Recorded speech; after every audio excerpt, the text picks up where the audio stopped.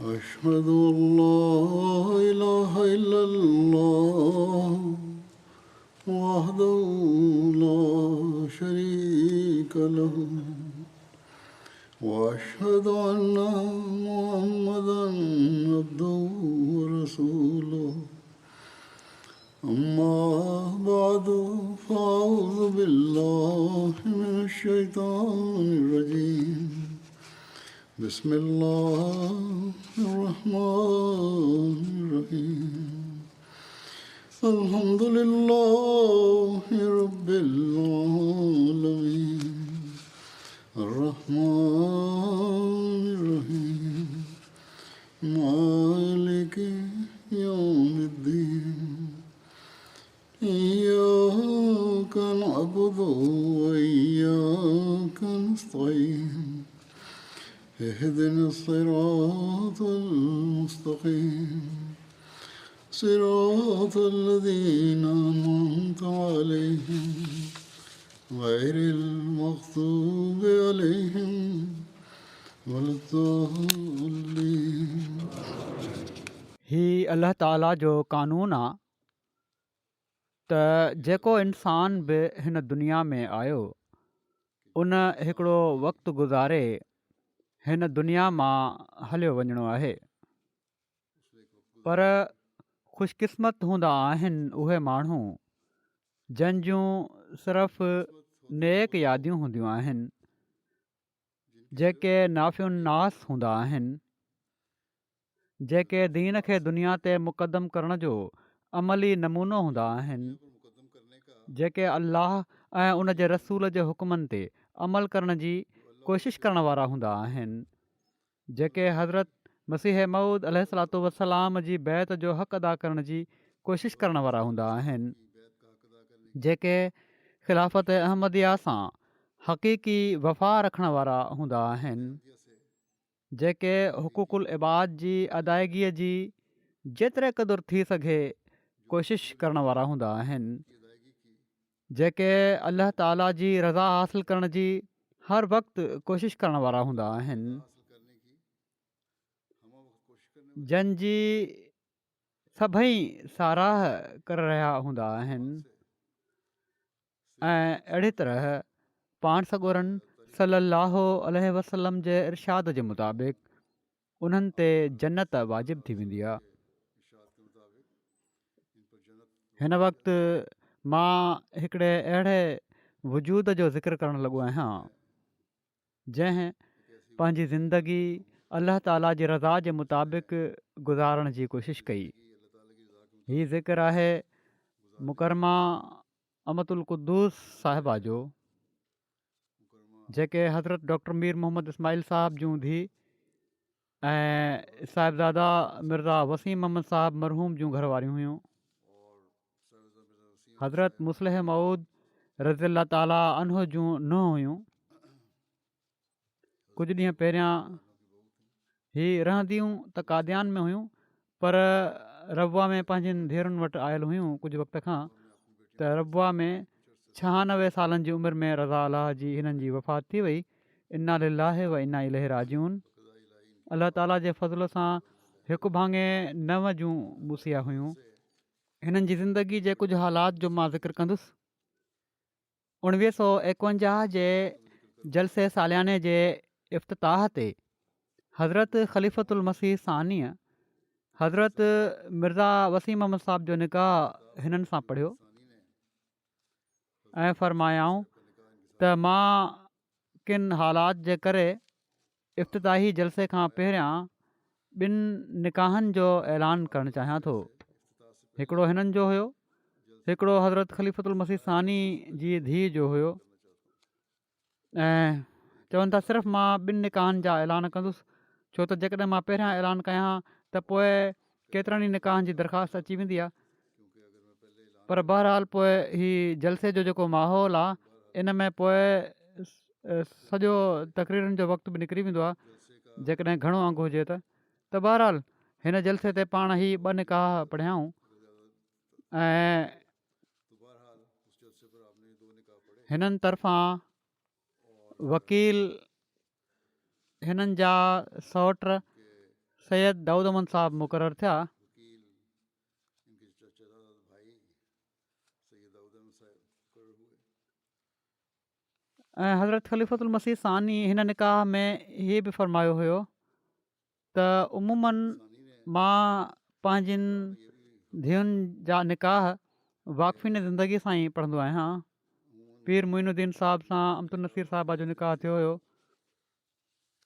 पीर मोइनुद्दीन साहब के साथ अब्दुल नसीर जॾहिं हिननि जी शादी थी त हज़रत डॉक्टर जब इनकी मीर मोहम्मद इस्माइल साहब रज़ी अला ताला अन्हु जी बेगम साहिबा जी दरख़्वास्त ते हज़रत ख़लीफ़तुल मसीह सानी रानाओ की बेगम साहिबा की तरफ रुख़्ताने महल छोकिरी वारनि पारां शरीक थिया हुआ। मसीह सानी पंहिंजे पुट तरफ़ां शामिलु न थिया, ॼञ वठी न आया ऐं पर छोकिरी वारनि तरफ़ां शामिलु थिया। की तरफ से शामिल नहीं हुए बरात लेके नहीं अलाह ताला हिननि खे की तरफ से शामिल टिनि धीअनि ऐं हिकिड़े पुट सां नवाज़ियो। अल्लाह ताला ने हिकिड़ी धीउ हिननि जी अमतुल अलीम साहिबा सदर लजना पाकिस्तान आहिनि अॼुकल्ह। नवाजा मंसूर अहमद ख़ान साहब बेटी इनकी वकील आला तहरीक जदीद जूं बेगम आहिनि। आजकल मंसूर अहमद खान साहब वकील आला तहरीक जदीद की बेगम है।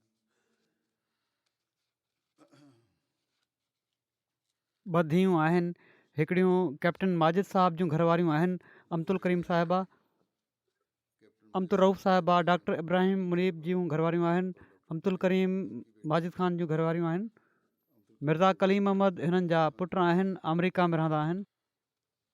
मिर्ज़ा कलीम अहमद इनके बेटे हज़रत मुस्लिम मऊद रज़ी अला ताला अन्हु हिकिड़े मौक़े ते हिननि खे फ़रमायो हो, रिज़िला अनहु ने मिर्ज़ा वसीम अहमद साहिब खे, एक मौके पर आपको फरमाया था जॾहिं त पाण शादी जे सिलसिले में आयल हुआ ऐं शादी खे अञा 2-3 ॾींहं थिया हुआ में आए हुए थे ऐं पंहिंजी घरवारी खे साण वठी वञण जे लाइ कागज़ तयारु कराए रहिया हुआ लिया को त जहिड़ो की पाकिस्तान ऐं हिंदुस्तान जे तालुकात में लाही चाढ़ी ईंदी रहंदी आहे। पाकिस्तान और हिंदुस्तान के उन्हनि ॾींहंनि में अहिड़ी छिकताण पैदा थी वई जो हज़रत मुस्लिम मऊद हिननि खे चयो त घरवारी जा कागज़ त ठहंदा रहंदा, तूं हिनखे छॾ ऐं वापसि फौरी तौर ते कादियान हलियो वञ, तुम इसको छोड़ो छो त उते हज़रत मसीह मऊद अलैहिस्सलाम जे ख़ानदान जो को माण्हू हुअणु घुरिजे। हज़रत मसीह अलैहिस्सलाम ऐं फौरी तौर ते सीट बुक कराए जहाज़ जी, जेकॾहिं जहाज़ जी सीट नथी बि मिले त फ़ौरन वञणु तुंहिंजो ज़रूरी आहे, तोड़े चार्टर्ड जहाज़ कराए वञिणो पए। जाना तुम्हारा ज़रूरी है चाहे चार्टर जहाज़ करा के जाना पड़े छो त पाण फरमायूं त जेकॾहिं तूं उते न हूंदे ऐं पंहिंजो नमूनो पेश न कई ऐं क़ुर्बानी न ॾिनी त माण्हू पोइ कीअं क़ुर्बानी ॾींदा। और कुर्बानी न दी जिथे हीअ क़ुर्बानी मिर्ज़ा वसीम अहमद साहिब जी हुई, जहाँ उते साहिबज़ादी अमतुल क़ुद्दूस साहिबा जी बि क़ुर्बानी हुई। मिर्ज़ा वसीम साहब की थी वहाँ हीअ ख़बर न हुई त हीअ कॾहिं कागज़ मुकमल थींदा, हालात कशीदा आहिनि, वधीक हालात न ख़राबु थींदा वञनि, पर ख़लीफ़े वक़्त जो हुकुम हुयो, तंहिं करे वॾी ख़ुशीअ सां पंहिंजे घर वारे खे मोकिलियऊं ऐं दीन खे दुनिया ते मुक़दम रखियऊं। उनको रसूल किया और दीन को दुनिया पर मुकदम रखा डॉक्टर हशमतुल्ला साहब जॾहिं ही मियां वसीम अहमद साहब खे रवानो करण जे लाइ हज़रत मुस्लिम मऊद लाहौर एयरपोर्ट ते आया हुआ त उन्हनि ॿुधायो डॉक्टर हशमतुल्ला साहब त जेसि ताईं जहाज़ नज़रुनि खां ग़ाइबु न थी वियो, हज़रत ख़लीफ़तुल मसीह सानी एयरपोर्ट ते बीठा लाॻीतो जहाज़ खे ॾिसंदा रहिया ऐं दुआऊं कंदा रहिया। मुसलसल जहाज़ को पोइ जॾहिं हिननि जा कागज़ मुकमिल थी विया, हिननि जी बेगम साहिबा जा, शादीअ जे 1 साल खां पोइ चवनि थियूं मां कादियान वञणु लॻसि त हज़रत मुस्लिम मऊद ख़ासि तौर ते मूंखे हिदायत कई हुई त उमे नासिर जे घर में रहिजांइ, मुझे हिदायत की थी जिथे हज़रत मसीह मऊद अलैहिस्सलाम घणो रहिया आहिनि ऐं पढ़े हैं उन्हनि जे अङण में हज़ूर दर्स बि ॾिनो आहे। साहिबज़ादी अमतुल क़ुद्दूस साहिबा कादियान वञी जमायत जी औरतुनि खे गॾु करण में, ऑर्गेनाइज़ करण में, की ख़वातीन को उन्हनि सां हमदर्दियूं करण में करने में ऑर्गेनाइज वॾो किरदारु अदा कयो। इनसे हमदर्दियाँ करने में दरवेशनि जे ॿार बचनि सां अदा किया दरवेशों के बीवी बच्चों ऐं उन्हनि जे करे उतां जी औरतुनि खे ॾाढी तसली थींदी हुई। की वजह से वहाँ के औरतों को केतिरा ई ख़त मूंखे आया आहिनि इन बारे में मार खतूत में जाए उतां जे दरवेशनि जी घरवारियुनि जा या धीउनि जा। हज़रत ख़लीफ़तुल मसीह राबे लंडन पहुचण खां पोइ पहिरियों ख़ुतबो 4 मई 84 में ॾिनो ऐं दुनिया जे अहमदनि खे हज़रत मसीह मौद अलैहिस्सलाम जे लफ़्ज़नि में मन अंसारी अलाह चई करे पुकारियाऊं ऐं इशाअत इस्लाम जे लाइ हिकिड़े वसी प्रोग्राम जो ऐलान कयाऊं ऐं हीअ बि फ़रमायाऊं त हिननि मक़सदनि खे पूरो करण जे लाइ हिकिड़े वॾे कॉम्प्लेक्स जी ज़रूरत आहे। 2 नवां मर्कज़ यूरोप जे लाइ ठाहिण जो प्रोग्राम आहे, हिकिड़ो इंग्लिस्तान में ऐं हिकिड़ो जर्मनी में। इन जे लाइ अलाह ताला पैसो पंहिंजे फज़ुल सां मुहैया कंदो ऐं माण्हुनि खे तहरीक कयाऊं त इन में शामिलु थियनि। जीअं त कादियान जी लजना हिकु भेरो वरी हुब सां लबैक चयो ऐं साहिबज़ादी अब्दुल क़ुद्दूस साहिबा सदर लजना भारत हुयूं। पंहिंजी रिपोर्ट में उन्हनि तहरीर कयो त अलाह ताला जे फज़ुल सां लजना माइला भारत हुज़ूर जे आवाज़ ते लबैक चवंदे इन तहरीक में वधी सदी हिसो वरितो आहे ऐं गहणा ऐं रोक रक़म जंहिं वटि जेको कुझु हुयो पेश करे छॾियऊं। ख़ुदि हिननि बि पंहिंजो सॼो ज़ेवर पेश करे छॾियो। लजना भारत खां पहिरियां कादियान जी लजना जा वाइदा हज़रत ख़लीफ़तुल मसीह राबे जी ख़िदमत में मोकिलिया विया। इन ते हज़रत ख़लीफ़तुल मसीह राबे 10 अगस्त 84 जे ख़ुतबे जुमे में कादियान जी लजना जो ज़िक्र कंदे फ़रमायो त कादियान जी लजनात जे बारे में मूंखे हिकिड़ी रिपोर्ट मिली आहे ऐं इन जो मूंखे इंतज़ारु हो, छो त जॾहिं तहरीक जदीद जी क़ुर्बानीनि जी शुरूआति थी हुई त कादियान जी औरतुनि खे ई ग़ैर मामूली क़ुर्बानी जे मुज़ाहिरे जी तौफ़ीक़ मिली हुई। हाणे त उते थोरियूं औरतूं वञी बचियूं आहिनि, पर जेतिरियूं बि आहिनि मूंखे इंतज़ारु हुयो त उन्हनि जे बारे में मूंखे बि इतलाह मिले, छो त उन्हनि जो हक़ु आहे त उहे क़ुर्बानी जे मैदान में अॻिते रहनि ऐं कादियान जो नालो जहिड़ी तरह उन ज़माने में ऊचो कयो हुआऊं वरी ऊचो कनि। त अल्हम्दुलिल्लाह जो उतां जी रिपोर्ट बि मौसूल थी आहे। सदर लजना माइला भारत इतलाह ॾियनि थियूं त कादियान जी लजना ऐं नासरात जा वाइदा 9 मर्कज़नि जे लाइ हुज़ूर जी ख़िदमत में 16 जुलाई ते लिखिया हुआ। इन्हनि लिखियो त हुज़ूर जे ख़ुतबनि हिकिड़ी तड़प हितां जी औरतुनि में पैदा करे छॾी आहे ऐं सिर्फ़ु अलाह जे फज़ल सां जेको कुझु उन्हनि वटि हुयो उन्हनि पेश करे छॾियो आहे, पर उञा जो अञा नाहे लथी, एॾी शदीद तड़प अञा बि आहे जो अञा हुजे त ख़ुदा जे कमनि जे लाइ अञा बि पेश करे छॾनि। हीअ ख़त साहिबज़ादी अब्दुल क़ुद्दूस जो ख़लीफ़तुल मसीह राबे खे हो। 1991 में जॾहिं हज़रत ख़लीफ़तुल मसीह राबे हिंदुस्तान विया आहिनि, कादियान विया आहिनि, त पाण फ़रमायाऊं त ख़ुदा ताला जे फज़ुल सां हिंदुस्तान जी लजनात में सभिनी जे बारे में त मां नथो चई सघां, पर कादियान जी लजना जे बारे में मां चई सघां थो त माली क़ुर्बानी में हीअ बेमिसाल नमूनो ॾेखारण वारियूं आहिनि। कादियान जी जमायत हिकिड़ी तमामु ग़रीब जमायत आहे, पर मां हमेशह ॾिठो आहे त जॾहिं बि का तहरीक कई वञे हितां जूं औरतूं ऐं ॿारड़ियूं अहिड़े जोश ऐं जज़्बे सां इन में हिसो वठंदियूं आहिनि जो कॾहिं कॾहिं मुंहिंजी दिलि चवंदी आहे त उन्हनि खे रोके छॾियां त बसि कयो, तव्हां में एॾी ताक़त न आहे। ऐं वाक़िअतनि मूंखे ख़ुशीअ सां गॾु इन्हनि जो फ़िक्र बि थी पवंदो आहे, पर पोइ मां सोचींदो आहियां त जंहिं ख़ातिर उन्हनि क़ुर्बानियूं कयूं आहिनि हू ॼाणे थो त कहिड़ी तरह हिननि खे वधी सदी अता करिणो आहे। उहो ई अलाह पंहिंजे फज़ुल सां हिननि जे मुस्तक़बिल खे दीन ऐं दुनिया जी दौलतुनि सां भरे छॾींदो। हिकिड़े मौक़े ते वरी पाण फ़रमायाऊं त हिकिड़े मौक़े ते जॾहिं मां मर्कज़नि जे लाइ तहरीक कई त अहमदी ॿारड़ियुनि जेके नंढियूं नंढियूं कुपड़ियूं ठाहे रखियूं हुयूं उहे भॼणु लॻियूं ऐं कुझु पैसा कुझु टका उन्हनि जेके बचाया हुआ उहे दीन ख़ातिर पेश करे छॾियाऊं। वरी फ़रमायाऊं त असांजो रब बि केॾो न मोहसिन आहे, केॾो अज़ीम शान आहे। कॾहिं कॾहिं बिना मोहबत ऐं जोश जे करोड़े बि उन जे क़दमनि में विधा वञनि त हू रद्द करे छॾींदो आहे। उन्हनि खे का शइ न आहे सम्झंदो, उन्हनि जी का हैसियत न आहे, पर हिकिड़ो मुख़लिस ऐं ग़रीब प्यार मोहबत सां पंहिंजी सॼी ज़िंदगी जी कमाई पेश करे त उनखे वधी करे प्यार ऐं मोहबत सां क़बूलु कंदो आहे। जीअं तव्हां पंहिंजे मोहबत करण वारनि ऐं महबूबनि जे तोहफ़नि खे वठंदियूं आहियो, चुमंदियूं आहियो।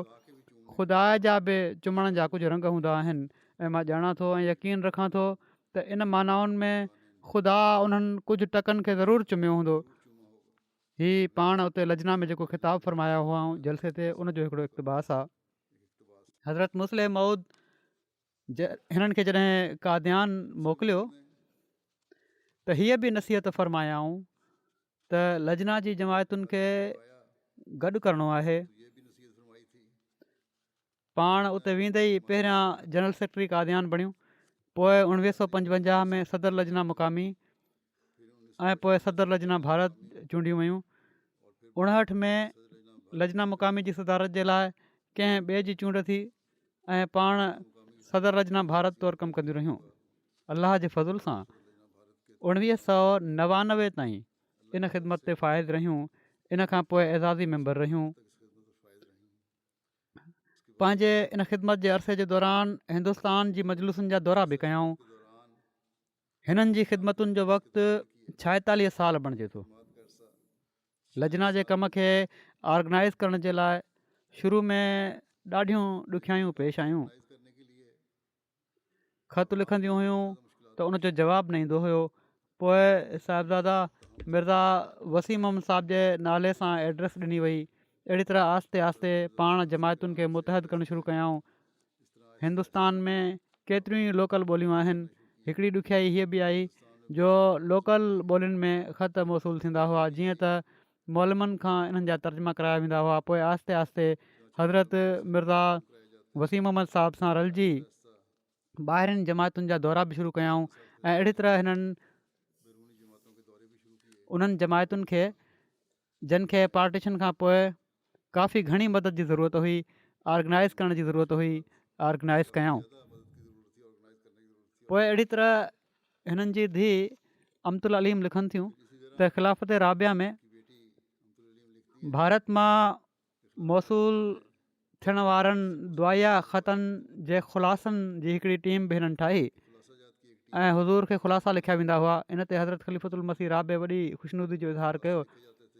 क़ुर जी तमामु घणी ख़िदमत कई अथनि। कादियान जी 250 खां वधीक ॿारनि खे क़ुर पढ़ायाऊं, सेखारियऊं। स्कूल जूं छोकिरियूं क़ुर पढ़णु पहिरियां सुबुह सुबुह ईंदियूं हुयूं, पोइ मंझंदि जो ईंदियूं हुयूं ऐं ग्रुप्स में ईंदियूं हुयूं। भारत में जिन ॿारनि FA या FSC कई हूंदी हुई त पढ़ाई खां वक़फ़े जे दौरान हू 3-3 महीना कादियान में अची रहंदियूं हुयूं। हिननि जी धीउ चवनि थियूं त असांजी उम्मी उन्हनि खे सुबुह मंझंदि शाम क़ुर जो तर्जुमो पढ़ाईंदियूं हुयूं। लजनात खे ॾाढो मुनज़म कयाऊं, वॾी महिनत सां उन्हनि खे कमु सेखारियऊं। ख़िलाफ़त सां तालुक़ जी वाक़ियाती रंग में तलक़ीन कंदियूं हुयूं ऐं इन सां पोइ ॿारनि जो औरतुनि जो ख़िलाफ़त सां तालुक़ु वधंदो हुयो जॾहिं वाक़िया बयानु कंदियूं हुयूं। ग़ैरमामूली वसफ़ महिमान नवाज़ी हुई। हिननि जी धीउ चवनि थियूं त असांजे बाबा जो हमेशह साथ ॾिनऊं। तमामु ग़रीबाणा हालात हुआ। मंझंदि जो सिर्फ़ु मुङनि जी दाल हूंदी हुई ऐं बाबा खीर ॾही जे लाइ हिकिड़ी मेंह रखी हुई। को बि महिमान ईंदो हुयो त जेको कुझु खाइण लाइ मुयसरु हूंदो हुयो, जेको पकल हूंदो हुयो, उहो बिना कंहिं तकलीफ़ जे पेश करे छॾींदियूं हुयूं।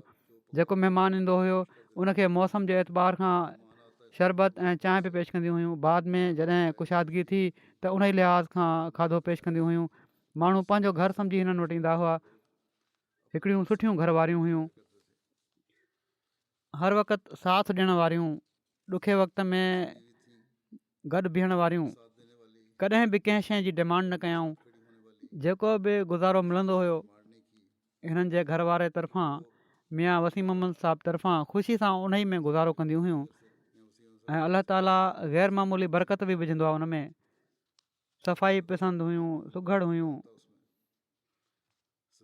हिननि जी धीउ चवनि थियूं त मिर्ज़ा वसीम मोहम्मद साहिब जी जॾहिं वफ़ात थी आहे त हिननि ख़्वाबु ॾिठो त ॼण त हू आख़िरी सफ़र ते वञी रहियूं आहिनि।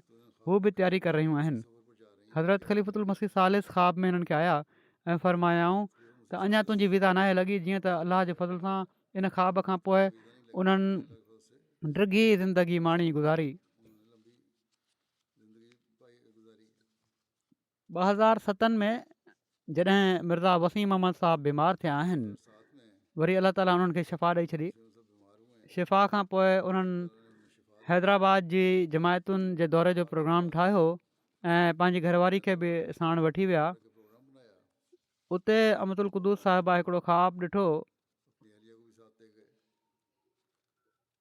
मुंज़र ख़्वाबु हुयो, डिॼी वियूं त जहिड़ी तरह मिर्ज़ा वसीम अहमद साहिब जो आख़िरी वक़्तु आहे, त बहरहाल उन वक़्तु चङा भला सिहतमंद हुआ, पर बहरहाल इन खां पोइ हिननि इसरार कयो त वापसि कादियान हलो। कादियान ईंदे ई हू ॿीहर बीमार थिया ऐं उन ई बीमारी में हिननि जी वफ़ात बि थी वई। आख़िरी उमिरि में हिननि जी नज़र ख़तमु थी वई हुई ऐं औज़ार सां शुनवाई बि थींदी हुई। शुनवाई बि ख़तमु थी वई हुई, माना त ॿुधण बि ख़तमु थी वियो, पर तमामु ख़ुशी सां ज़िंदगी गुज़ारियऊं। कॾहिं बि नाशुक्री न कयऊं। जॾहिं बि हाल पुछियो वियुनि त हमेशह हर भेरे अल्हम्दुलिल्लाह चवंदियूं हुयूं। मर्कज़नि जी तहरीक ते बि जेको उन्हनि वटि ज़ेवर हुयो उहो उन्हनि फ़ौरन ॾेई छॾियो, जहिड़ो की मूं ॿुधायो आहे। का बि तहरीक थींदी हुई ख़लीफ़े वक़्त तरफ़ां त पहिरियों चंदो कादियान में मिर्ज़ा वसीम अहमद साहिब तरफ़ां ऐं उन्हनि जी घरवारी तरफ़ां हूंदो हुयो। हिननि जी धीउ चवनि थियूं त असां क़ुर शरीफ़ पढ़ण में का ग़लती कंदा हुआसीं त असांजी उम्मी कंहिं ॿिए कमरे में हूंदियूं हुयूं त उतां ई असांखे तस्हीह कराए छॾींदियूं हुयूं। ईअं लॻंदो हुयो जीअं उन्हनि खे क़ुर यादि हुजे, जॾहिं त हू हाफ़िज़ा न हुयूं, पर क़ुर शरीफ़ जी तलावत घणी करण जे करे उन्हनि खे यादि थी वियो हुयो। जॾहिं मिर्ज़ा वसीम अहमद साहिबु एतकाफ़ वेहंदा हुआ, खाधो उन्हनि लाइ मोकिलींदियूं हुयूं, त साणे ग़रीब मुतक़फ़ीन लाइ बि खाधो मोकिलींदियूं हुयूं। अहिड़ी तरह बोर्डिंग में मौजूदु छोकिरनि ऐं मौलमीन जे लाइ बि खाधो मोकिलींदियूं हुयूं।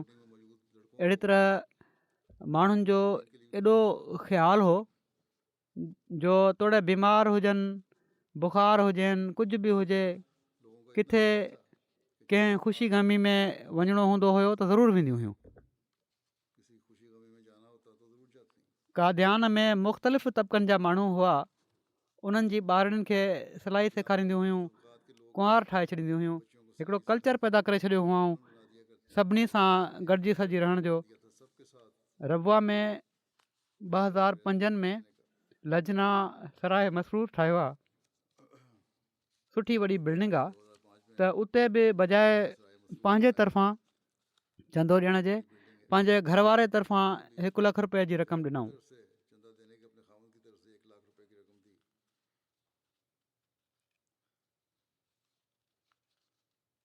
पोइ चवनि थियूं त पार्टीशन खां पोइ रतन बाग लाहौर में ऐं रबुआ जे कचनि घरनि में हज़रत अम्मा जान खे क़ुर शरीफ़ ॿुधाईंदियूं हुयूं।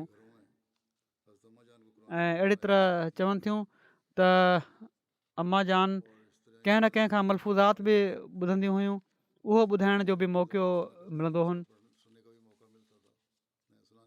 हिननि जी नंढी धीउ अमतरऊफ़ चवनि थियूं त बैतुर रियाज़त में शाहजी ऐं ॻाढ़नि छंडनि वारे कमरे में इतरदीन साहिबु ऐं हज़रत अम्मा जान वारे वॾे कमरे में हाफ़िज़ साहिबु मुक़ीम हुआ। 3 शख़्स हुआ। ही बाद में भाई अब्दुर्रहीम साहिब बि हिते रहंदा हुआ। त जेको बि चवनि थियूं घर में पचंदो हुयो उहो उन्हनि सभिनी खे बि मोकिलियो वेंदो हुयो खाधो। ऐं बैतु दुआ महल जेको औरतुनि जो टाइम हूंदो हुयो उते अचण जो, उनखां पोइ औरतूं पोइ घर अची वेंदियूं हुयूं। घर हर वक़्तु खुलियलु हूंदो हुयो, का पाबंदी न हुई, का घंटी न हुई, आराम सां औरतूं अंदरि दाख़िल थी वेंदियूं हुयूं। पोइ ही चवनि थियूं जॾहिं मिर्ज़ा वसीम अहमद साहिब जी वफ़ात थी वई ऐं इनाम गौरी साहिबु नाज़िर आला बणिया, त उम्मी कामिल इताद जो इज़हार कयो ऐं हर कम जे लाइ मुयन तरीक़े सां दरख़्वास्त ॾींदियूं हुयूं। हिननि पंहिंजी वसियत जो चंदो ऐं जाइदाद जो हिसो पंहिंजी ज़िंदगी में ई अदा करे छॾियो ऐं अहिड़ी तरह तहरीक जदीद जे दफ़्तर अव्वल में शामिलु हुयूं। पोइ पंहिंजनि ॿारनि खे नसीहत कयऊं ॿारनि खे त निमाज़ पहिरें टाइम में पढ़ंदा कयो, छो त सभिनी खां पहिरियों हिसाबु निमाज़ जे बारे में वरितो वेंदो। जेकॾहिं उहो हिसाबु साफ़ त सभु साफ़। पोइ चवनि थियूं लाॻीतो केतिरियूं ई ॿारड़ियूं हुननि पालियूं, न सिर्फ़ु उन्हनि जी तमामु भले रंग में परवरिश कयऊं, उन्हनि जी तरबियत कयऊं। पहिरियां उन्हनि खे नाज़रा क़ुर पढ़ायऊं, पोइ तर्जुमो पढ़ायऊं, पोइ उन्हनि जूं शादियूं बि करायऊं। बिहार रांची मां हिकिड़ो शख़्स पंहिंजी धीउ सां गॾु अहमदी थियो, तमामु पोढ़ो हुयो। पंहिंजी धीउ खे असांजी उम्मी वटि आंदई ऐं चयईं त ख़बर न आहे मां केतिरो वक़्तु जहिड़ो रहां, मूंखां पोइ हिन छोकिरी जा भाइर हिन खे मारे छॾींदा, तंहिं करे तव्हां पाण वटि रखो। उन वक़्तु छोकिरी जी उमिरि तक़रीबन 25 साल हुई। चवनि थियूं त मुंहिंजी उम्मी उन उमिरि में उनखे क़ुर नाज़रा पढ़ायो, पोइ तर्जुमे सां पढ़ायऊं, हालांकि ॿोली बि न ईंदी हुई ऐं अणपढ़ियल हुई। बाद में पोइ उनजी शादी बि करायऊं। दरवेशी जे ज़माने दौरान मुआशी हालात ख़राबु हुआ। कंहिं दरवेश जी धीउ जी शादी थींदी हुई त उनखे पंहिंजो ज़ेवर ॾेई ईंदियूं हुयूं ऐं चवंदियूं हुयूं जेसि ताईं तुंहिंजी दिलि करे इनखे पाए ऐं पोइ वापसि ॾिजांइ। पोइ उहे अॻिले कंहिं दरवेश जी धीउ जी शादी थींदी हुई त वरी उनखे ॾिना वेंदा हुआ उहे ज़ेवर। अहिड़ी तरह केतिरनि ई ॿारनि हिननि जे ज़ेवर मां इस्तिफ़ादो कयो, छो त शुरू दरवेशी जे ज़माने में दरवेशनि जा हालात बि एॾा भला न हुआ, पर बाद में ॿार जॾहिं ॿाहिरि निकिता, पैसा अचणु लॻा, ॿार कमाइण बि लॻा, वॾा थी विया, त कुझु बचति सचत जेका बि थींदी हुई उन वक़्तु उन्हनि वटि उहे पंहिंजे घरनि खे ग़ैर महफ़ूज़ सम्झण जे करे हिननि वटि अमानत तौरु रखाए छॾींदा हुआ। ऐं हीअ चवनि थियूं त असांजी उम्मी अलमारी में सॼियूं अमानतूं रखियूं हूंदियूं हुयूं, कंहिंजा ज़ेवर आहिनि, कंहिंजा पैसा आहिनि, कुझु आहे, ऐं केतिरियूं ई अमानतूं चवनि थियूं मूं ॾिठियूं आहिनि हिननि वटि। ऐं जेको बि अमानत वठणु वापसि ईंदो हुयो त मूंखे चवंदियूं हुयूं त अलमारी मां फलाणे हंधा कढी अचु। त पहिरियां उन्हनि खे जंहिंखे वापसि कंदियूं हुयूं अमानत, उनखे चवंदियूं हुयूं त मुंहिंजे साम्हूं खोले ॾिस, पूरियूं आहिनि सभई तुंहिंजूं शयूं। ऐं जॾहिं हूअ चवंदी हुई त हा पूरियूं आहिनि त पोइ मुतमिन थी वेंदियूं हुयूं। सभई दरवेश सुठियुनि फैमिलियुनि जा हुआ, गुरबत त हुई, पर बहरहाल गुरबत हुई उन ज़माने में। हिननि जी कोशिशि हीअ हूंदी हुई त उन्हनि जूं ॿारड़ियूं जॾहिं शुरूआती तालीम हासिलु करे, जेकॾहिं अॻिते तालीम हासिलु कनि थियूं त ठीकु आहे, न त उन्हनि खे दफ़्तर घुराए वठंदियूं हुयूं, लजना जा कमु कराईंदियूं हुयूं, वांदो वेहणु न ॾींदियूं हुयूं, जेसि ताईं शादी नथी थिए लजना जा कमु कयो। पोइ घर में दफ़्तर त बाक़ाइदा हो कोन, त घर में नंढिड़ो दफ़्तर बणायो हुअऊं ऐं इन ई में स्कूल जो कमु बि थींदो हुयो। काफ़ी रश थी वेंदी हुई, पर ख़ुशीअ सां समूरा कमु सरअंजाम ॾेई रहियूं हूंदियूं हुयूं। पोइ जेके बि ॿारड़ियूं कम जे लाइ ईंदियूं हुयूं उन्हनि जी ज़ियाफ़त वग़ैरह बि कंदियूं हुयूं। मानी जो टाइम हूंदो हुयो त मानी, न त चांहि वग़ैरह पीआरींदियूं हुयूं। अहिड़ी तरह उन्हनि खे ॿारनि खे सेखारींदियूं बि हुयूं त खाधे जूं मेज़ूं कहिड़ी तरह सेट करणियूं आहिनि, कीअं लॻाइणियूं आहिनि। ऐं अहिड़ी तरह चवनि थियूं त उन्हनि खे चवंदियूं हुयूं त सिखी वठो अॼु, छो त जॾहिं तव्हांजा सुठनि घरनि में रिश्ता थी वेंदा त ईअं न थिए जो तव्हांखे कोई जाहिल चए। एॾो फ़िक्रु हूंदो हुयुनि छोकिरियुनि जो। ऐं केतिरियूं छोकिरियूं जॾहिं उन्हनि जी सुठनि घरनि में शादी थी त उन्हनि खे का ॾुखियाई न थी हिननि जी इन तरबियत जे करे। केतिरनि ई औरतुनि छोकिरियुनि इन ॻाल्हि जो ज़िक्र कयो आहे त असां अहिड़ी तरह हिननि खां तरबियत हासिलु कई आहे ऐं इन जे करे पोइ साहुरनि सां एडजस्टमेंट में कॾहिं बि ॾुखियाई पेश न आई।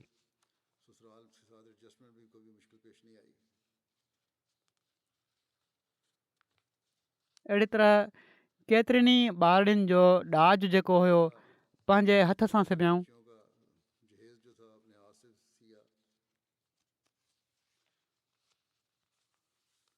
ईद वारे ॾींहुं दरवेशनि जी बेवाउनि जे घरनि में ईदी ॾियण जे लाइ पाण वेंदियूं हुयूं। मिर्ज़ा वसीम अहमद साहब बि गॾु हूंदा हुआ। जेकॾहिं उहे कॾहिं न बि वेंदा हुआ त हीअ पाण अकेलियूं हली वेंदियूं हुयूं। कंहिं हिननि जे साम्हूं ॻाल्हि कई त फलाणे शख़्स रबुआ में तमामु आलीशान घरु ठाहियो आहे, त चवनि थियूं त मुंहिंजी उम्मी उन ते चयो त मां अलाह खे हिकिड़ी ॻाल्हि कई आहे त मूंखे हीउ बरकतुनि वारो घरु मिलियो आहे, माना त हिते रहण जी तौफ़ीक़ मिली आहे कादियान में, ऐं हिते हज़रत ख़लीफ़तुल मसीह सानी जी न बणिजी आई आहियां। मुंहिंजे लाइ इहो ई काफ़ी आहे। हा, जन्नत में मूंखे हिकिड़ो ज़रूरु आलीशान घरु अता कजांइ। हीअ आहे मुमनाणो शान ऐं दुनिया जी शयुनि खां बेनियाज़ी। हज़रत मीर मोहम्मद इस्माइल साहिब जे बारे में हिननि लिखियो आहे त छो त मां नंढपण खां ई थोरो नफ़ासत पसंदि हुअसि, इन लाइ मीर साहिबु पंहिंजे कमरे जी सफ़ाई जी कंहिंखे बि इजाज़त न ॾींदा हुआ, सिर्फ़ु मां वेंदी हुअसि, छो त मां उन्हनि जूं शयूं जिथे पियूं हूंदियूं हुयूं, नोट्स किताब जेको कुझु बि पियो हूंदो हुओ जिथे बि, उते ई ॿीहर साफ़ु करे रखी छॾींदी हुअसि। ऐं उन्हनि इन लाइ चयो हुयो त सवाइ अब्दुल क़ुदूस जे मुंहिंजे कमरे में को बि न ईंदो। पोइ जेका ॿारड़ी ॾहीं जो इम्तिहान ॾींदी हुई उनखां पुछंदियूं हुयूं के ॿारड़ियूं अब्दुरहमान जट साहिब खां बि क़ुर शरीफ़ पढ़ंदियूं हुयूं त उन्हनि क़ुर शरीफ़ जो तर्जुमो पढ़णु शुरू करे ॾिनो आहे। जेके ॿारड़ियूं ॾहीं क्लास पास करे निकिरंदियूं हुयूं हू चवनि थियूं असांजी उम्मी वटि उहे अची वेंदियूं हुयूं ऐं तर्जुमो पढ़ंदियूं हुयूं। हिकु वक़्त में 3 क्लास हली रहिया हूंदा हुआ ऐं 3 सालनि जे अंदरि अंदरि उन्हनि खे पूरो क़ुर शरीफ़ जो तर्जुमो पढ़ाईंदियूं हुयूं ऐं साण साण ग्रामर बि ॿुधाईंदियूं वेंदियूं हुयूं। केतिरनि ई माण्हुनि ॿारड़ियुनि औरतुनि मूंखे लिखियो आहे त असांखे फ़िक़ह वग़ैरह बि पढ़ाईंदियूं हुयूं। क़ुर शरीफ़ मुकमल कजो हीअ ज़रूरु चवंदियूं हुयूं। हिकिड़ो शौक़ु हूंदो हुयो त का बि ॿारड़ी मूंखां क़ुर शरीफ़ ख़तमु कए बिना न वञे। तहजद जी निमाज़ जो ॾाढो एहतमाम कंदियूं हुयूं। आख़िरी बीमारी में जॾहिं घणो बीमार थी पियूं तॾहिं बि इहो ई ख़्यालु हुयो त तहजद जे लाइ मूंखे जाॻाइणो आहे। जेसि ताईं रोज़े जी ताक़त हुअनि रोज़ो रखंदियूं रहियूं। तरावीह जे लाइ बाक़ाइदा मस्जिद में वेंदियूं हुयूं कादियान में, बाक़ी ॾींहंनि में त घर में निमाज़ूं पढ़ंदियूं हुयूं, पर रमज़ान में ख़ासि तौर ते निमाज़ुनि जे लाइ मस्जिद वेंदियूं हुयूं। ख़िलाफ़त सां तमामु घणी मुहबत हुयनि। ख़लीफ़े वक़्त खे ख़त लिखंदियूं हुयूं।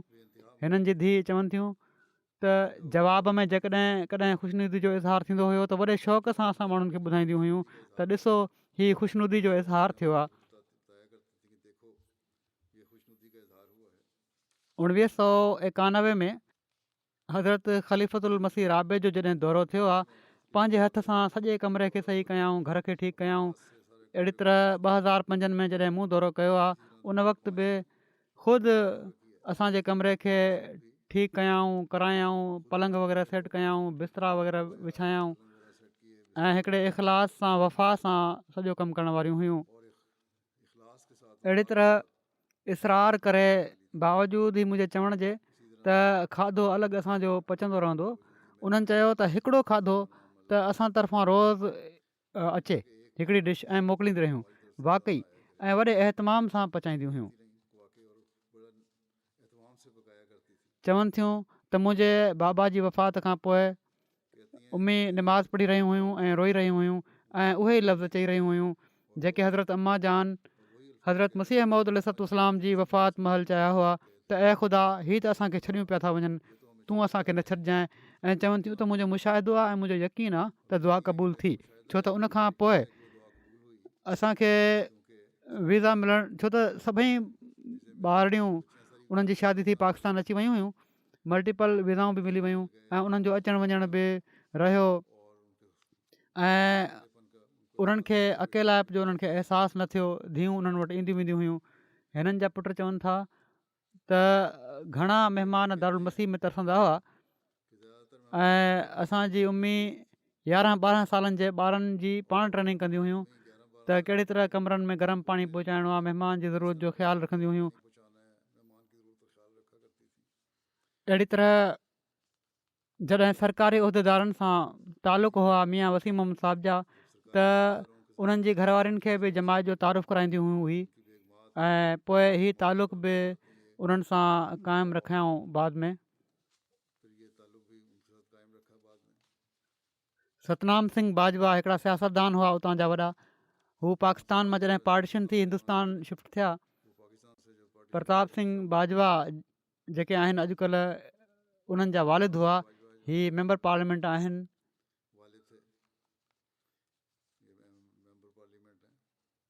त उन्हनि जी घरवारी जो बि चवनि था त असांजे घर ॾाढो उन वक़्तु अचणु वञणु हुयो ऐं हू पंहिंजूं अमानतूं बि असां वटि रखाईंदा हुआ, असांजी उम्मी वटि। हिकु भेरे उन्हनि अमानत रखाई त उन्हनि पुछा कई त तव्हां खोले ॾिसी वरितो आहे हिनखे?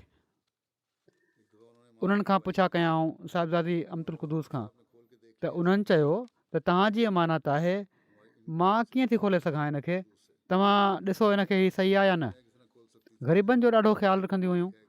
हिकु दफ़ो चवनि था त उड़ीसा जे कंहिं ॻोठ में दौरे ते वयूं, उते कुझु ॾियण जे लाइ त माण्हुनि खे कुझु न हो, त चवनि था त असां ॿारनि जा वाधारा कपिड़ा जेके हुआ सभई ॿार साण वियल हुआ, त उहे उन्हनि खे ॾेई छॾियऊं त जीअं पंहिंजो बदन ढके सघनि, छो त तमामु मुफ़लिस हाल ऐं ख़राबु हालति में हुआ उहे माण्हू। पोइ हीअ चवनि था त असांजी उम्मी जंहिं क़ुर तां ॿारनि खे नाज़रा ऐं तर्जुमो पढ़ायो हुयो, उहो क़ुर हज़रत मीर मोहम्मद साक़ साहिब जे तर्जुमे ते मुश्तमिल हुयो ऐं क़ुर जो उहो नुस्ख़ो उन्हनि खे हज़रत अम्मा जान तोहफ़े तौरु ॾिनो हुयो। इब्राहिम मुनीब हिननि जा ॼाटर आहिनि। चवनि था त मियां वसीम अहमद साहिब जी वफ़ात खां पोइ 10 सालनि ताईं कादियान में रहियूं। शदीद बीमार थियूं त पोइ उन्हनि जूं धीअरूं हिननि खे रबुआ वठी आयूं। वीज़ा बि एक्सटेंड थींदी रही अलाह ताला जे फज़ल सां, पर हमेशह ईअं थींदो हुयो त मां कादियान खां ॿाहिरि घणो वक़्तु नाहे रहणो, ईअं चवंदियूं हुयूं। ऐं जेसि ताईं ख़लीफ़ा वक़्त जी इजाज़त न हूंदी हुई, उन वक़्त ताईं कुझु महीननि खां वधीक मां हिते न रहंदसि। बहरहाल हिननि मूंखे ख़तु लिखियो, मां हिननि खे लिखियो त जेतिरो वक़्तु वणे तव्हां रहो, वीज़ा एक्सटेंड थिए थी त कराईंदियूं रहो। इन खां पोइ उन्हनि उते कुझु वक़्तु गुज़ारियो आहे।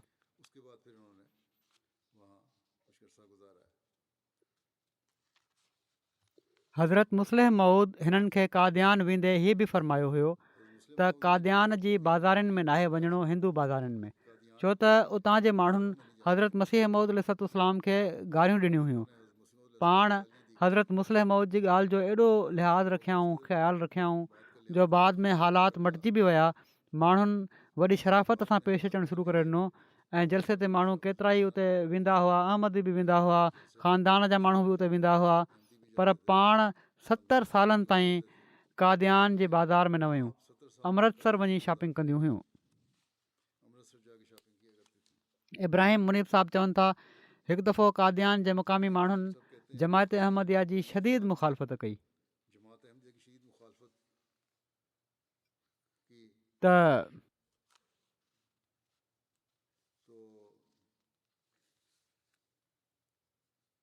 पाण हीउ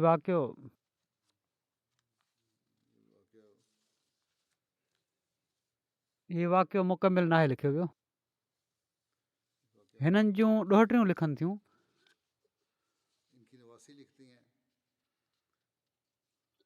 त कादियान जा नंढा ॿार हिननि खे नानी अम्मी चवंदा हुआ ऐं हर हिक सां पाण नानी जहिड़ी मुहबत ऐं शफ़क़त जो वर्ताउ कयो।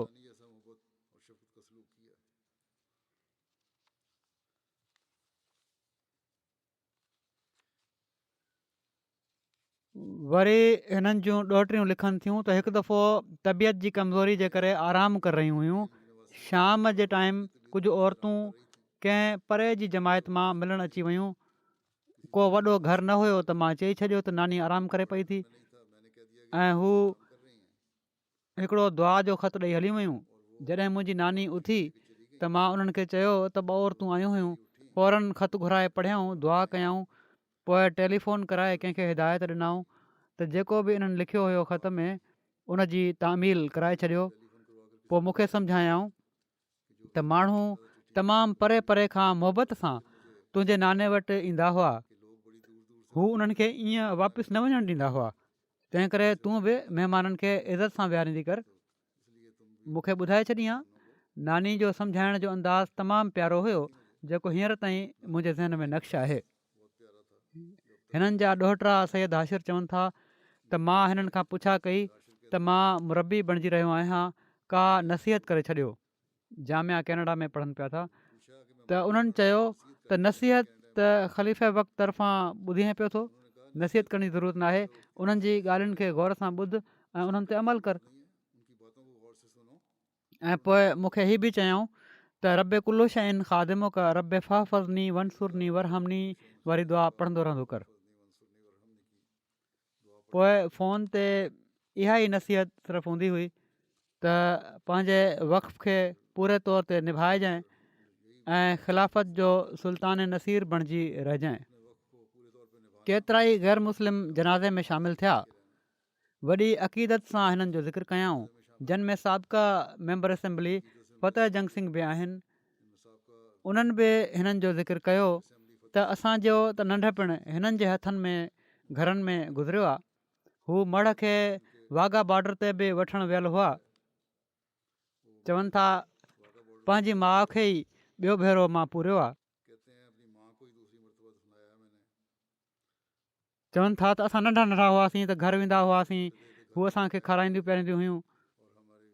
हिननि जी हिकिड़ी ॾोहिटी माला चवनि थियूं ख़िलाफ़त सां प्यार ऐं इताअत में असांजे लाइ हिकिड़ो मिसाल हुयूं।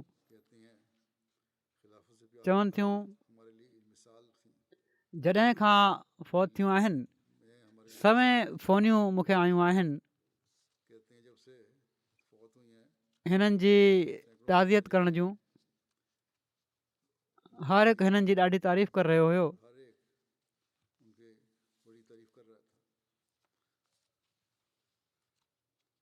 पोइ कुझु वक़्त जे लाइ हीअ उते वियूं हुयूं, उते कादियान में रहियूं त चवनि थियूं त मूं ॾिठो त कादियान जा माण्हू केॾो हिननि सां प्यारु कंदा हुआ ऐं हू इन्हनि कादियान जे माण्हुनि सां केॾो प्यारु कंदियूं हुयूं।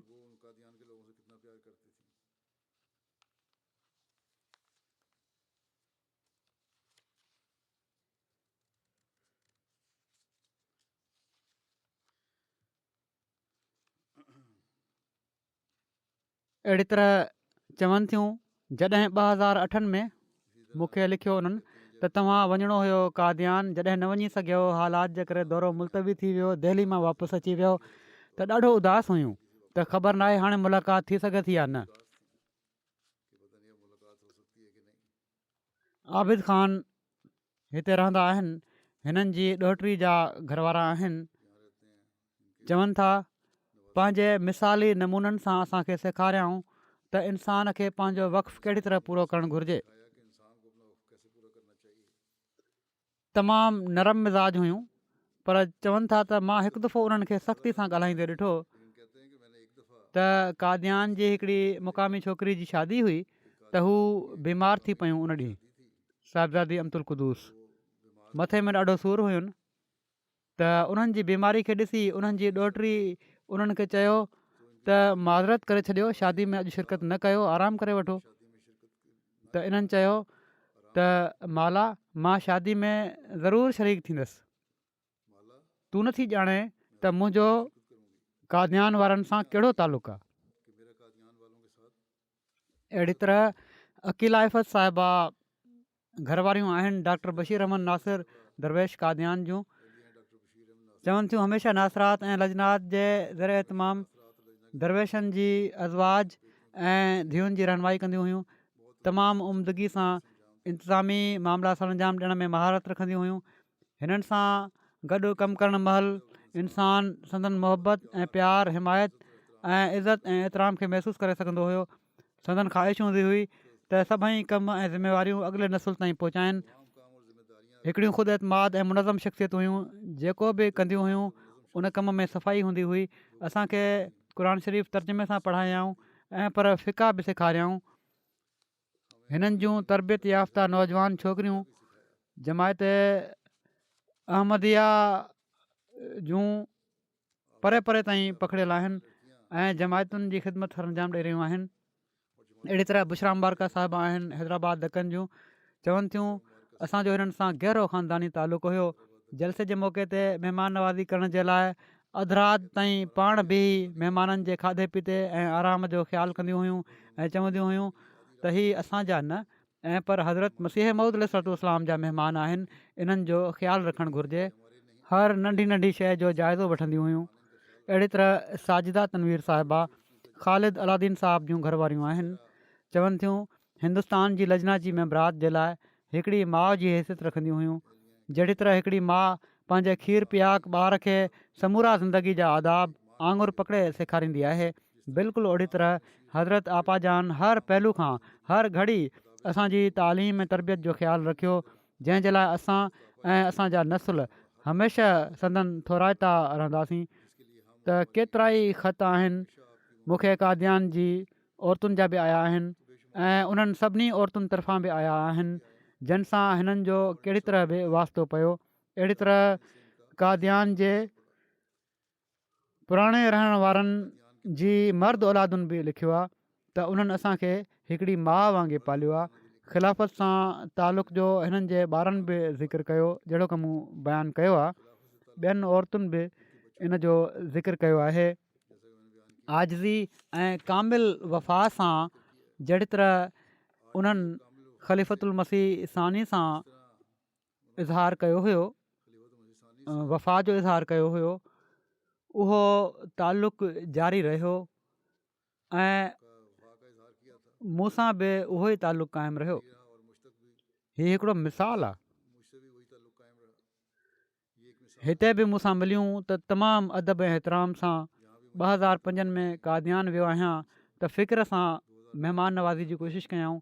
पोइ हर मुलाक़ात ते ख़ुशि थींदियूं हुयूं जेका चहिरे ते नज़र ईंदी हुई। 2005 में बावजूदु तबियत जी ख़राबी जे वापसि कादियान मां वापसी जे सफ़र ते दिल्ली ताईं आयूं। अलाह ताला हिननि जा दर्जा बुलंद फ़रमाए ऐं हिननि जी औलाद खे बि हिननि जूं नेकियूं जारी रखण जी तौफ़ीक़ अता फ़रमाए। कादियान जे माण्हुनि खे जंहिं मोहबत सां हिननि रखियो आहे, अलाह ताला उन्हनि खे तौफ़ीक़ ॾिए त हू पाण में बि इन ई मोहबत सां रहनि। हाणे हज़रत मसीह मऊद अलैहिस्सलाम जे ख़ानदान जो सौ सिधो रिश्ते जो तालुक़ु रत जे रिश्ते वारो त उते को बि मौजूदु न आहे। अलाह ताला करे त उते अहिड़ा हालात थी वञनि जो उते को वञी सघे। अलाह ताला मरहूमा जा दर्जा बुलंद करे। हिकिड़ो जनाज़ो हाज़िर आहे, अची वियो आहे न जनाज़ो, जेको मोहम्मद अरशद अहमदी साहब ऑफ UK जो आहे। हीअ कुझु ॾींहं पहिरियां 71 सालनि जी उमिरि में फ़ौत थी विया हुआ। इन्ना लिल्लाहि व इन्ना इलैहि राजिऊन। यूसुफ अहमदी साहब जा पुट हुआ। नैरोबी में हज़रत मसीह मऊद अलैहिस्सलाम जी हिननि बैत कई हुई। उन्हनि जा पुट हुआ या पोटा हुआ, बहरहाल यूसुफ अहमदी साहब बैत कई हज़रत मसीह मऊद अलैहिस्सलाम जी, उन्हनि जे नसुल मां आहिनि। 15 सालनि जी उमिरि में नैरोबी मां UK आया। हिननि जी शादी अमतुल बसीर साहिबा सां थी, जेके हज़रत ख़लीफ़ा सलाहुद्दीन साहिब जूं धीउ ऐं हज़रत डॉक्टर ख़लीफ़ा रशीदुद्दीन साहिब रज़ी ताला अन्हु हज़रत मसीह मऊद अलैहिस्सलाम जे असहाबी जूं पोटियूं आहिनि। अलाह ताला जे फज़ुल सां मरहूम मूसी हुआ। घरवारी खां अलावा 2 पुट ऐं हिकिड़ी धीउ शामिल आहिनि। जमायत सां तमामु मज़बूत तालुक़ु हो।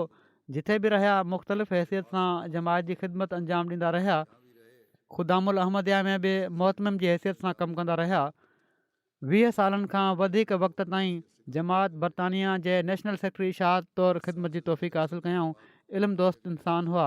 जॾहिं सलमान रुश्दी पाण सॻोरन सल्लल्लाहु अलैहि वसल्लम जे शान में गुस्ताखाणो किताबु लिखियो त हज़रत ख़लीफ़तुल मसीह राबे रहमतुल्लाह ताला जे इरशाद ते ऐं हिदायतुनि जी रोशनी में उन जी तरदीद जे लाइ हिकिड़ो किताबु लिखण जी तौफ़ीक़ हासिलु कयऊं। नमाज़ बाजमायत जी पाबंदी करण वारा पंहिंजी रहाइश बि इस्लामाबाद जे वेझो इन मक़सद सां वरिती हुअऊं त हिते अची नमाज़ूं पढ़ंदा रहंदा। जॾहिं खां असां हिते शिफ्ट थिया आहियूं, पाण सॻोरन सल्लल्लाहु अलैहि वसल्लम ऐं हज़रत मसीह मऊद अलैहिस्सलाम सां इश्क जो तालुक़ु हुयो। क़ुर शरीफ़ जी बाक़ाइदगी सां तिलावत करण वारा मरहूम खे तबलीग जो बि शौक़ु हुयो। अहिड़ी तरह चंदनि में बि बाक़ाइदा हुआ। माण्हुनि सां प्यार ऐं मुहबत सां मिलण वारा, ख़ुशगुफ़्तार ऐं ख़िलाफ़त सां गहरो अक़ीदत जो तालुक़ु रखण वारा मुख़लिस इंसान हुआ। हज़रत ख़लीफ़तुल मसीह राबे रहमतुल्लाह ताला हिकु भेरे हिननि जे बारे में फ़रमायो हुयो, अरशद अहमदी साहब खे मां हमेशह एॾो फ़र्मा बरदार ॾिठो आहे जो इन जो तमामु ई घटि मिसाल मिलंदो हूंदो। जेको बि मां हिननि खे चयो फ़ौरन मञी विया ऐं इन पहलू खां हिननि जो ऐं इन्हनि जे करे सॼे ख़ानदान जो मुंहिंजी दिलि में ॾाढो क़दुरु आहे। हक़ीक़त में ख़िलाफ़त सां हीअ फ़र्माबरदारी ऐं इताअत अॻिते बि क़ाइमु रही। मां बि हिननि खे आजिज़ ऐं ख़िलाफ़त जो वफ़ादार ॾिठो आहे। जमायती वक़ार ऐं इज़त खे हिननि हमेशह तरजीह ॾिनी। अलाह ताला हिननि सां रहम ऐं मग़फ़िरत जो वर्ताव फ़रमाए ऐं हिननि जी औलाद में बि हिननि जूं नेकियूं जारी रखे। हिननि जा हिकिड़ा पुट वाक़फ़े ज़िंदगी बि आहिनि। हिकिड़ो जनाज़ो अञा ग़ाइबु आहे जेको अहमद जमाल साहबु अफ्रीकन अमरीकन जो आहे।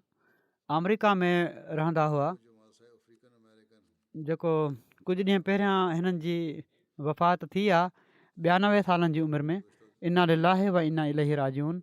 हीअ 1930 में पैदा थिया।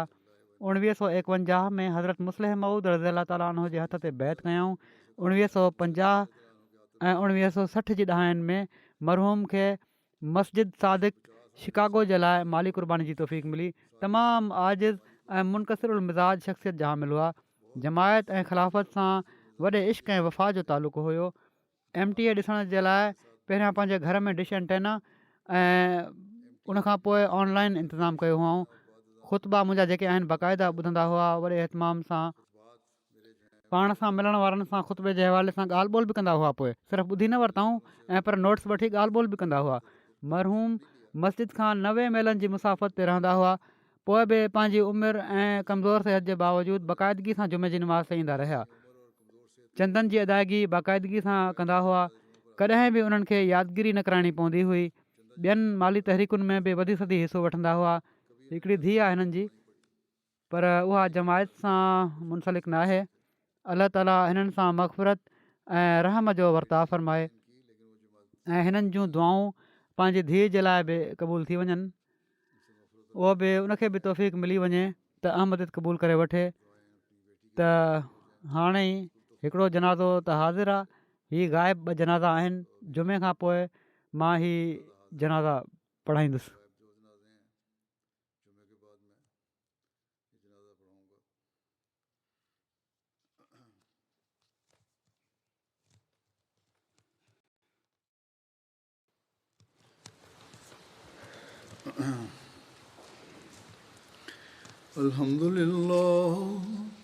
अल्हम्दुलिल्लाह नहमदुहु व नस्तईनुहु व नस्तग़फिरुहु व नुमिनु बिही व नतवक्कलु अलैहि व नऊज़ु बिल्लाहि मिन शुरूरि अनफुसिना व मिन सय्यिआति अअमालिना। मन यहदिहिल्लाहु फला मुदिल्ल लहु वमन युद्लिल्हु फला हादिय लहु वनशहदु अल्ला इलाहा इल्लल्लाह वनशहदु अन्ना मुहम्मदन अब्दुहु व रसूलुहु। इबादल्लाहि रहिमकुमुल्लाह इन्नल्लाह यामुरु बिल अदलि वल इहसानि व ईताइ ज़िल क़ुर्बा व यन्हा अनिल फ़हशाइ वल मुनकरि वल बग़ि यइज़ुकुम लअल्लकुम तज़क्करून। उज़्कुरुल्लाह यज़्कुरुकुम वदऊहु यस्तजिब लकुम वलज़िक्रुल्लाहि अकबर।